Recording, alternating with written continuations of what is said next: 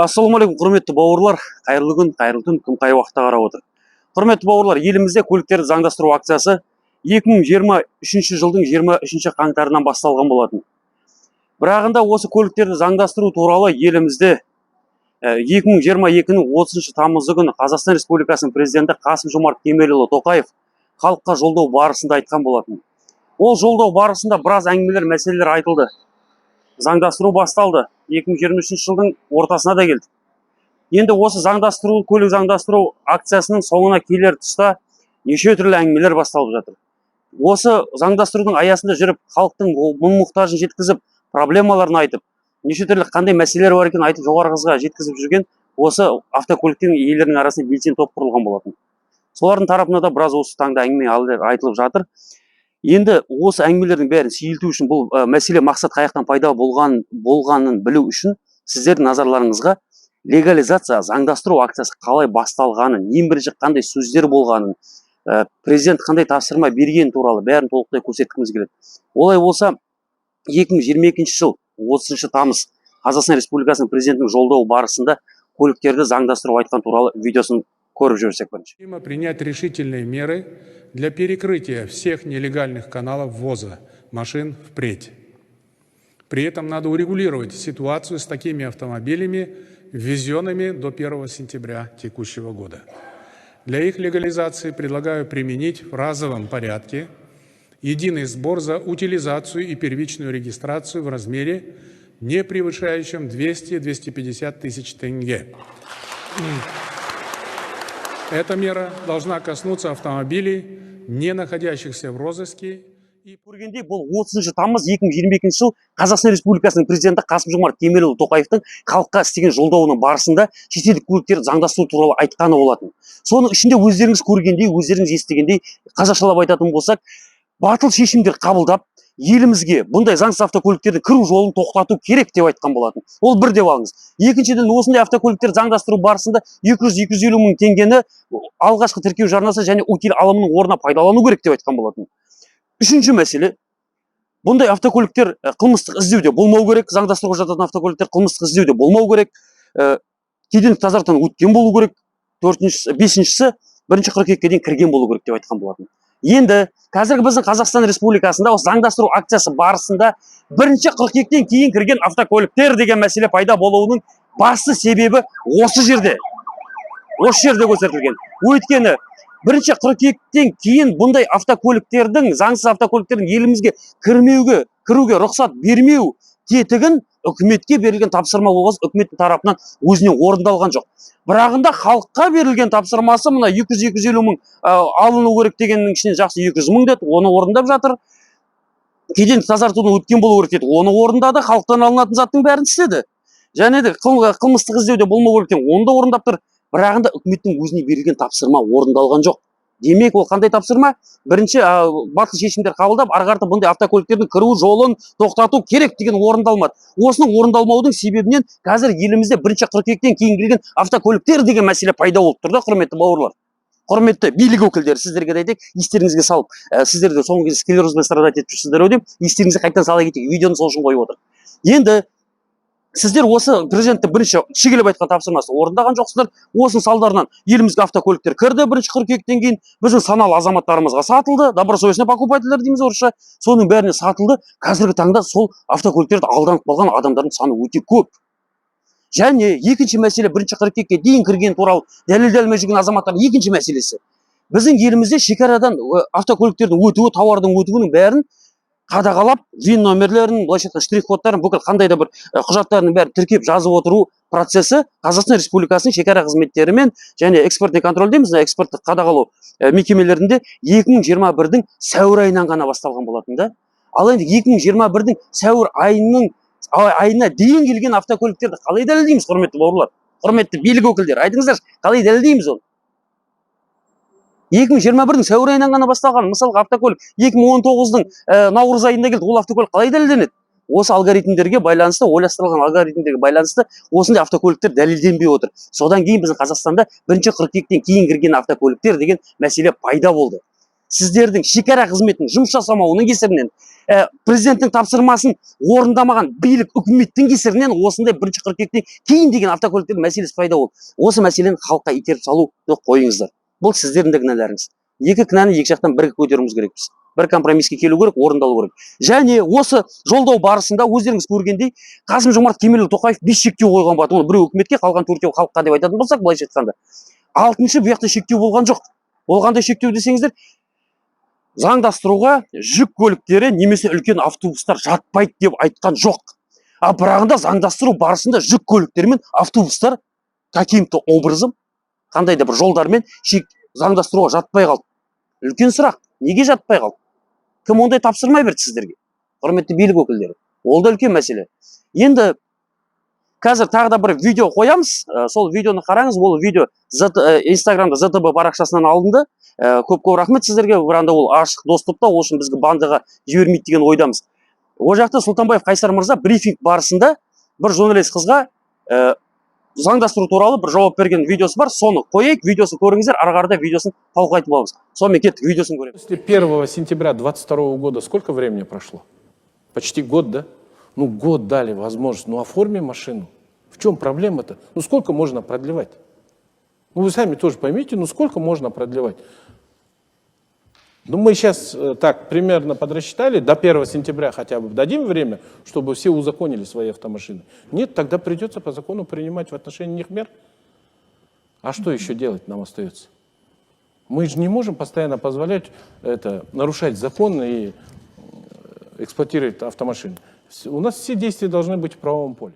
Міне, көргендеріңіздей, бұл Қазақстан Республикасының ішкі істер министрінің әкімшілік полициясының төрағасы Сұлтанбаев Қайсар мырза. Қайсар мырзаның видеосында айтылғанда, в чем проблема дейді. Проблема в чем? Проблема в том. Түсіндіріп айтайық бұл жақта. 2022 жылдың 1 қыркүйегіне дейін, 2023 жылдың 1 қыркүйегіне дейін уақыт беріп тұр дейді. Почти год дейді. Бір жыл уақыт бердік дейді сіздерге тіркелуге дейді. Сұлтанбаев Қайсар мырза, Қайсар ағай, сізді жеке танимыз өзіміз. Білеміз, қазақтың жанашыры ретінде білеміз. Біраз мәселені шешу үшін конструктор, запретник, тағы неше түрлі мәселе шешу үшін организационды ұйымдастыру жұмыстарын дейді. Бәрін сіз көмектескен болатынсыз, кәдімгідей алға тартқан болатынсыз. Енді бұл жерде не болып кеткен сізге білмей тұрмын, бірағында мен сізге түсіндіріп айта кетейін. Сұлтанбаев Қайсар мырза және билік өкілдері, әкімшілік полиция қызметкерлері, бәріңізге айта кетейін. Қазақстанда заңдастыру 2023 жылдың 23 қаңтарында басталды. Басталғанда ол ең бірінші ояқта сар номерлер тіркедік. Содан кейін сар номерлермен қатар Евразиялық экономикалық одақтан тіркеуден шешілген таза автокөліктер, былайша айтқанда бірінші бізде регистрация болды. Соның барысында легализация, регистрацияның барысында регистрация дейді, тіркеу.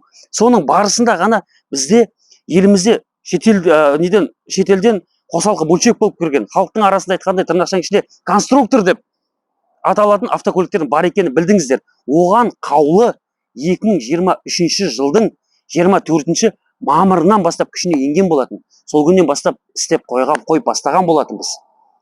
Бізде заңдастыру барысынан 23 қаңтар 2023 жылдан бастап, бірінші күннен бастап, ол жақта регистрация сар номерлер немесе Евразиялық экономикалық одақта тіркеуден жоқ автокөліктердің былайша айтқан регистрация, соның мәселесі, сонымен қатар конструктордың, запретниктің бәрінің мәселесі бір күнде шешіліп басталған жоқ.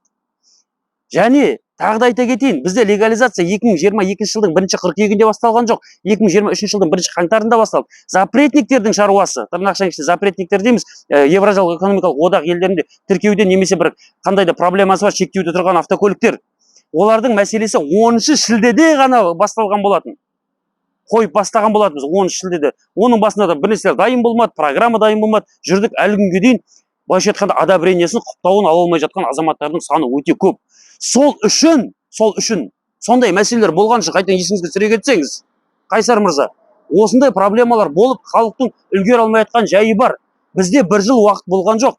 Бізде міне сентябрь, октябрь, ноябрь, декабрь, жақсы, январды қоспай ақ қойыңызшы үшін 4 ай. Июльде бітті ма? Шілденің 1 күні бітті ма? Көлікті заңдастыру егов бірінен жабылды ма? Июль целый, август, сентябрь, октябрь, кейінінде октябрьге дейін. Және 23 күніміз бар, қайта базалардың істемей қалғанымыз бар.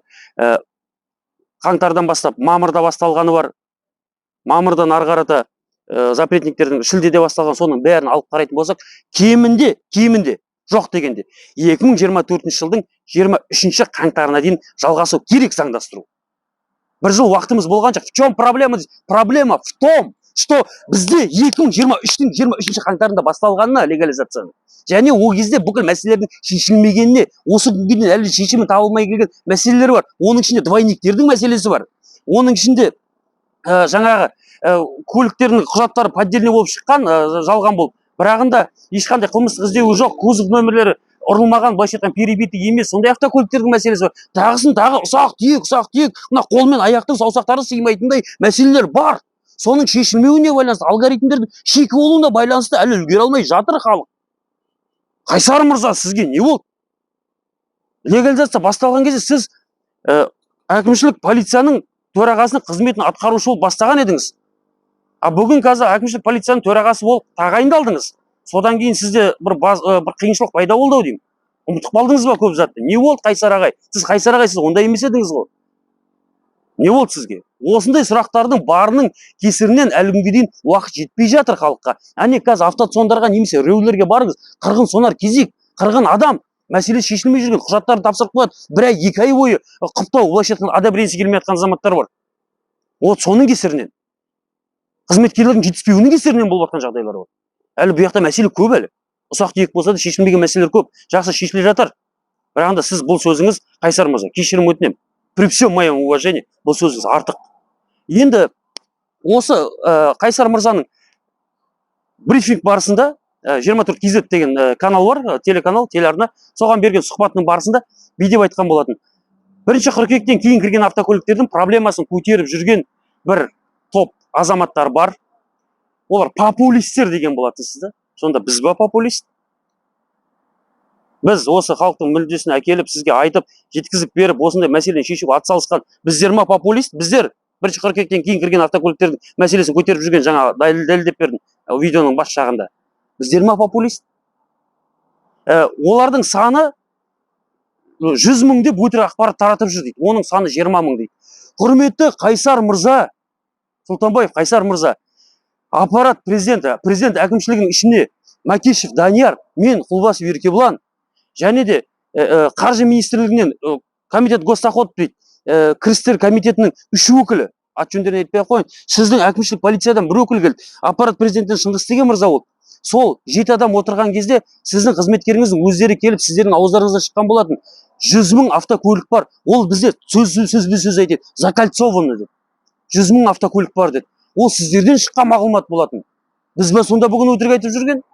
Ақ қарасы қаяқта бұл жерде ақиқаты? Қайсар мырза, түсінбедім мен сізді. Кәдімгі жүректі бүйтіп жанымызды ашып түкіргендей қылдыңыздар сіз бізді. Жақсы, 20 мың автокөлік бола қойсыз, сіздің айтқаныңыздай. Ең сол 20 мың автокөліктің иелерімен не істейсіздер? Не істейміз? Сіз айтасыз, сол брифинг барысында қазір ол видеоны сала жатармыз, немесе қазір ссылкасын тастаймыз, астыға көрулеріңізге болады, сілтемесі астында болады. Айтқан болатсыз.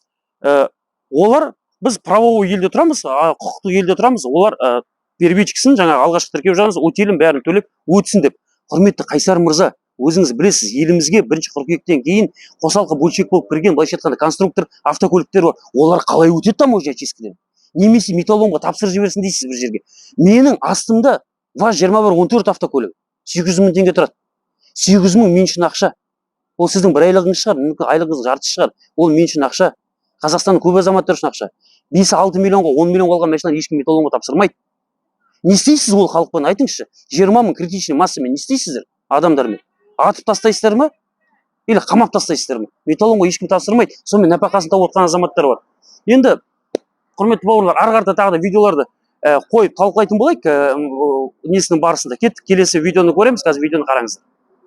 Ситуацию на дорогах усугубил также беспорядочный ввоз в страну иностранных машин, которые ездили без должной регистрации.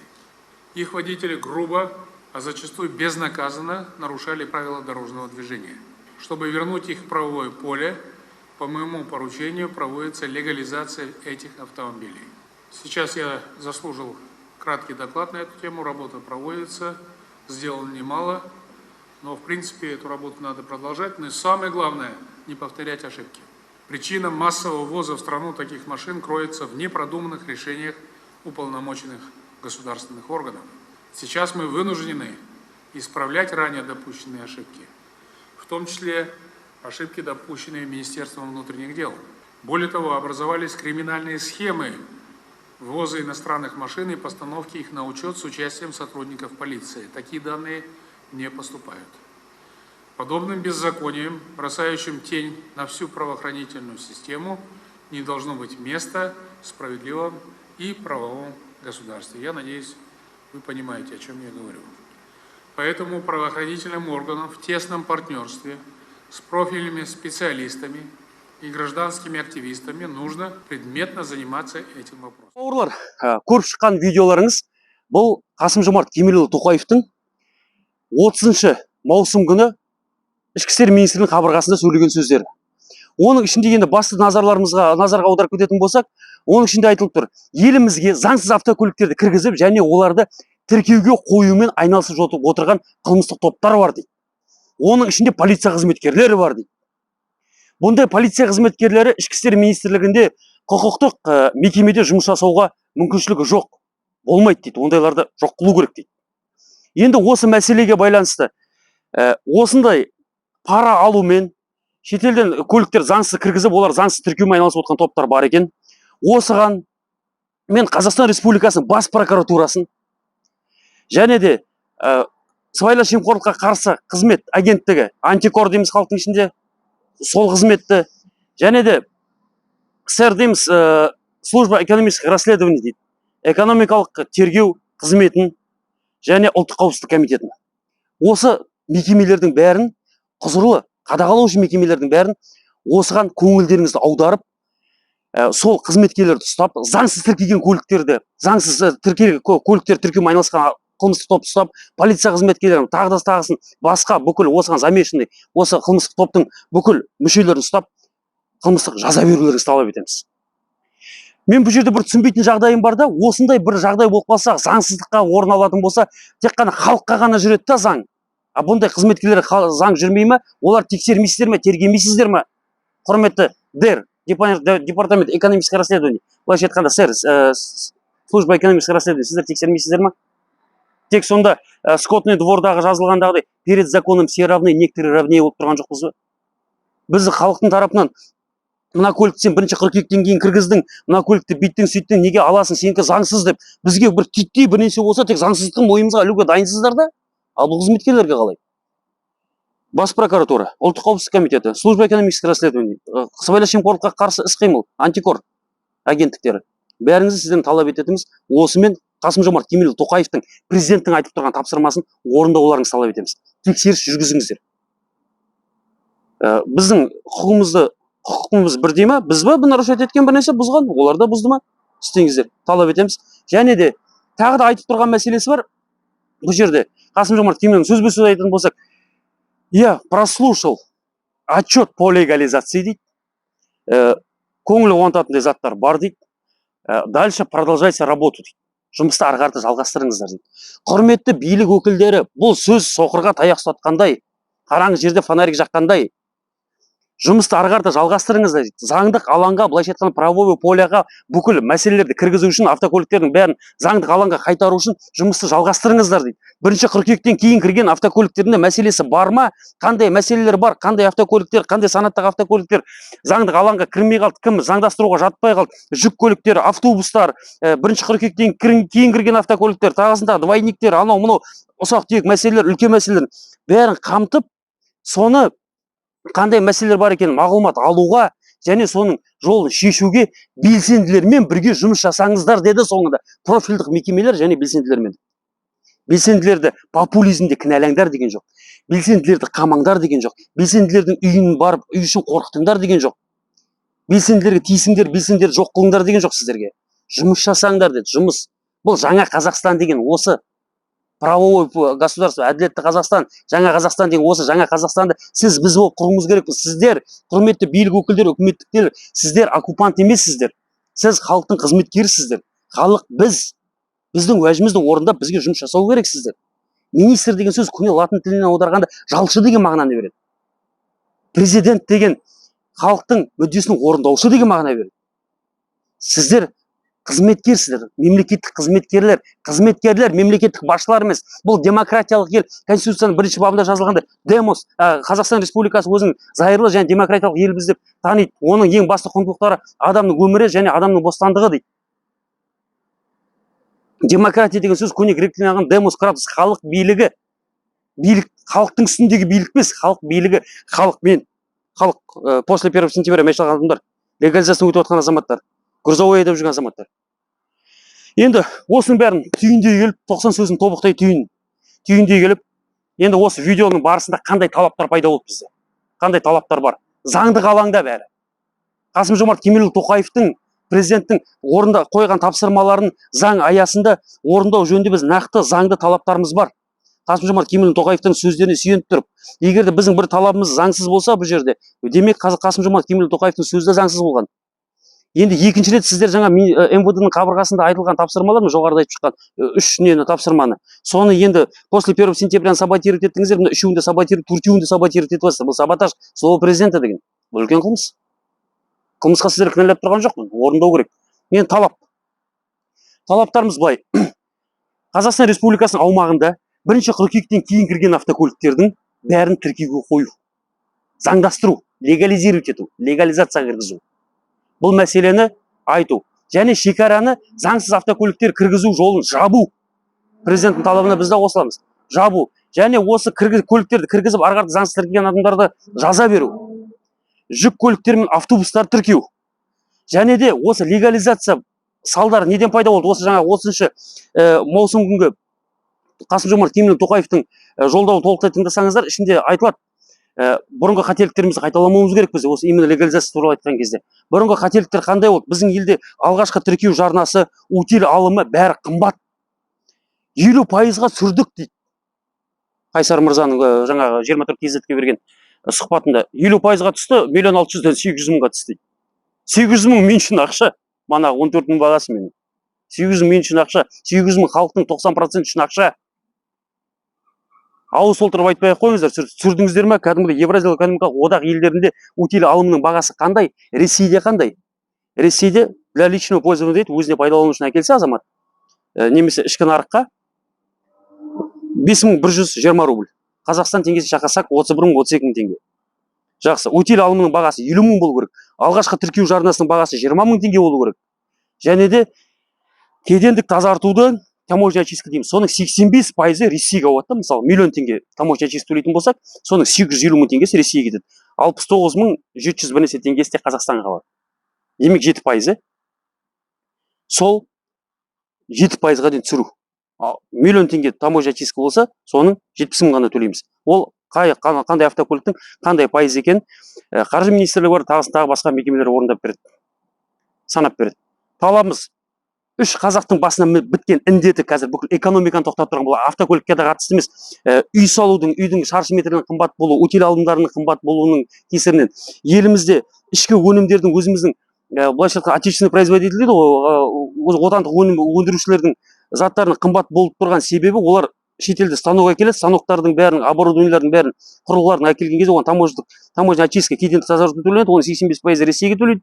Қалып қояды, сол кезде оның станоктары қымбатқа шығып кетіп тұр. Содан сондай мәселе туындап отыр. Қазақтың басына біткен 3 індет. Первичный налоговая регистрация, алғашқы тіркеу жарнасы, кедендік баждардың бағасын түсіру, және де утиль алымының бағасын түсіру, немесе жоқ қылу. Сол кезде біздің Қазақстанда бензин, солярка, газ, тамақ, үй, автокөлік, сельскохозяйственный ауыл шаруашылық техникалары, спецтехникалар бәрі арзандайды. Біздің экономикамызды торауылдатып тұрған осы 3 індет, осы 3 індетті жоқ қылу. Және де қазіргі данный момент халықтың басында проблема болып тұрған 1 қыркүйекке дейін кірген автокөліктерді тіркеу және жүк автокөліктердің бәрін тіркеу. Талап осы. Талаптың бәрі заң аясында. Енді құрметті билік өкілдері, сіздердің құлақтарыңызға алтын сырға осының бәрі сіздерге айтып, бөліп, жарып, көсерттік. Түсінеді деген ойдамыз. Соқырға таяқ ұстатқандай қылып қолдарыңызға берейік дедік. Біздер қылмыскер емеспіз. Біз белсендіміз. Халықтың уәжін жеткізіп беріп отырмыз сіздерге. Талапты міндетті түрде орындау керек. Қазақстан Республикасының Конституциясының 3-ші бабында жазылғандай, Қазақстан Республикасында биліктің бастауы бірден бір халық дейді. Халық біздер. Қазақстан Республикасының Конституциясының 33-ші бабында жазылғандай, осындай мәселелер туындаған кезде өзімізді бірлесіп адам құрып, нақты цитасын ұмытып болып тұрмын. Топ құрып ұжымдық хат немесе ұжымдық уәждерімізді жеткізіп, топ құруға, адам өкіл сайлауымызға, биліктің жұмыстарына, үкіметтің жұмысына араласуға толықтай құқығымыз бар. Құрметті бауырлар, көп назарларыңызға рахмет. Талаптар осындай. Артыңдағы не здание дейтін болсаңыз, бұл Ақтөбе облысы әкімшілігі, жарық жеріміз, локациямыз осы болды. Назарларыңызға көп рахмет. Бұл жақта бір локацияны, бір нәрсені көрсетейін деп біз халықтың проблемасын жеткізейін деп келдік. Құрметті бауырлар, жолдағыларға ақжол абайлап жүріңіздер, асықпай жүріңіздер. Жолда мал бар, не бар, жол көлік оқиғалары бар.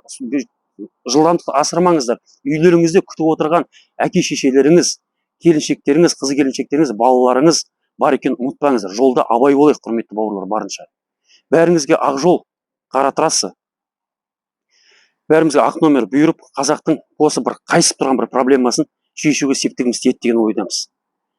Біздің артымызда ешкім тұрған жоқ, белсенділердің. Біз ешкім финансировать етпейді, ештеңе істемейді. Біз халықтың уәжін жеткізіп берейін деп жүрген белсенділеріміз. Бізді баяғы өзіміздің Алаш орданың Алаш бабаларымыздай, батырларымыздай әрбір руды мақтанамыз. Менің руымда осындай батырлар болған деп. Сол батырлардың бүгінгі ұрпағы бір сындығы болса екен дейміз. Ауызбіршілік күш, қазақтың бірлігінде бір жағадан бас, бір жеңнен қол шығарып, кез келген мәселені шешіп, Қазақстанымызды гүлдендіруге бәріміз атсалысамыз деген ойдамыз. Құрметті бауырлар, бәріңізге көп рахмет. Үй-іштеріңіз аман болсын. Әрқашанда аман жүрек, қуанышта жүрек, заң аясында жүріп, кез келген мәселені шешетімізге сенімдімін. Үкімет, халық деп бөліп жармай, бәрі бір ауыздан жұмыс жасап, алтау алауыз болса ауызда кетер, төртеу түгел болса төбеде келер. Төртеуміз түгел болып, бір жағадан бас, бір жеңнен қол шығарсақ шешілмейтін мәселе жоқ. Қазақстанның болашағы жарқын болуы, ол сіз бен бізге байланысты. Қазақстанның болашағын бірге жарқын қылайық, құрметті бауырлар, ұрпақ үшін, ел үшін, жер үшін, дін үшін, тіл үшін деп. Енді бүгін видеолардың бәрін салып шықтық. Кешірім өтінеміз. Қазақстан Республикасының Конституциясының 7-ші бабында жазылғандай, мемлекеттік тіл Қазақстанда қазақ тілі деп аталады. Мемлекеттік қызметкерлердің неге орысша сөйлейді деп жазғыра көрмеңіздер. Мемлекеттік қызметкерлер негізінде қазақ тілінде сөйлеуге міндетті. Кешірім өтінемін, бірағында тілім үшін жаным ашығасын айтып тұрмын. Бәріңізге көп рахмет назарларыңызға. Келесі кездескенше, жақсы күндерде кездескенше, құрметті бауырлар.